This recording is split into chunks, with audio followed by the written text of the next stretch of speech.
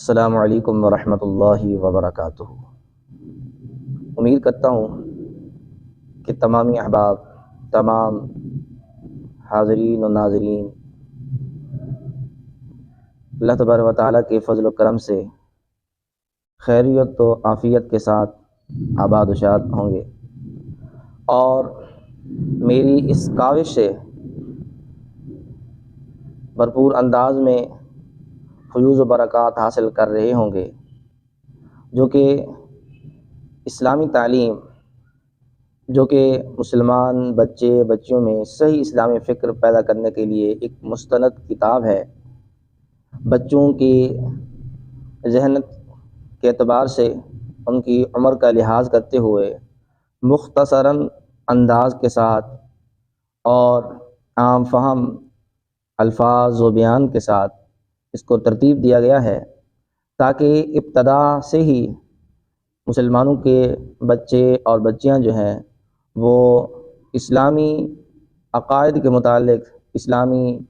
اعمال کے متعلق جان سکیں، اور اس کے اوپر اس عمر میں ہی، بچپن کے عالم میں ہی اس پر عمل پیرا ہو کر اپنی سیرت کو، اپنے کردار کو قرآن و حدیث کے لحاظ سے سنوار سکے۔ تو آپ حضرات وقتاً فوقتاً یہ لیکچر سنتے ہیں، دیکھتے ہیں، تو وقتاً فوقتاً اس کے متعلق اپنی رائے کا اظہار ضرور کیا کریں، کیونکہ آپ کا اس کے متعلق اظہار کرنا، رائے دینا میرے لیے میری حوصلہ افزائی بھی ہوگی، اور مجھے یہ جان کر خوشی ہوگی کہ آپ حضرات اس چیز سے جو ہے وہ فائدہ حاصل کر رہے ہیں، آپ کے بچے، آپ کی بچیاں اس کو سن رہی ہیں اور اس پر کو سمجھ رہے ہیں اور اس پر عمل کرنے کی کوشش کر رہے ہیں۔ اور اس کے علاوہ آپ مزید رائے دے سکتے ہیں کہ اس کے ساتھ ساتھ اور مزید ہمیں جو ہے وہ کیا کرنا چاہیے، اور کس طرح کا مواد اور کس طرح کی چیزیں آپ حضرات تک جو ہے وہ پہنچانی چاہیے، تاکہ اس سے بھی آپ حضرات جو ہے وہ فائدہ حاصل کر سکیں۔ اب لیکچر کی طرف بڑھتے ہیں۔ ونسلم علی رسولہ الکریم، اما بعد فاعوذ باللہ من الشیطان الرجیم، بسم اللہ الرحمن الرحیم۔ ان اللہ وملائکتہ یصلون علی النبی یا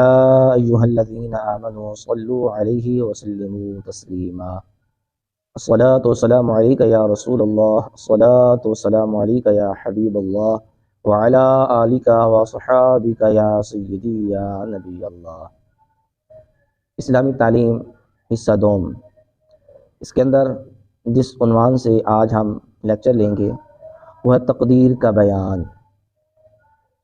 تقدیر کسے کہتے ہیں؟ دنیا میں جو کچھ ہوتا ہے اور بندے جو کچھ بھلائی اور برائی کرتے ہیں، خدا تعالیٰ نے اسے اپنے علم کے مطابق پہلے سے لکھ لیا ہے، اسے تقدیر کہتے ہیں۔ یعنی کہ انسان، بندے دنیا پر آ گئے، اب دنیا کے اندر رہتے ہوئے جو کچھ بھی وہ کرتے ہیں، اچھا کام کرتے ہیں، برا کام کرتے ہیں، اچھائی پھیلاتے ہیں، برائی پھیلاتے ہیں، جو کچھ بھی وہ کرتے ہیں وہ سب کچھ اللہ تبارک و تعالیٰ نے اپنے علم غیب سے، کیونکہ رب تعالیٰ تمام غیبوں کو جاننے والی ذات ہے، تو رب تعالیٰ نے انسانوں کو دنیا پر بھیج دیا، اور انسانوں نے دنیا پر آ کر جو کچھ کرنا تھا وہ رب تعالیٰ نے پہلے لکھ دیا کہ یہ بندے آئیں گے تو اس طرح کریں گے، اچھائی برائی جو کچھ نہ کرنا تھا وہ پہلے رب تعالیٰ نے لکھ دیا، تو اسی چیز کو تقدیر کہتے ہیں۔ کہ اللہ تعالیٰ نے جیسا ہمارے تقدیر میں لکھ دیا ہے، ہمیں مجبوراً ویسا کرنا پڑتا ہے؟ یہ بہت بڑا اہم سوال ہے،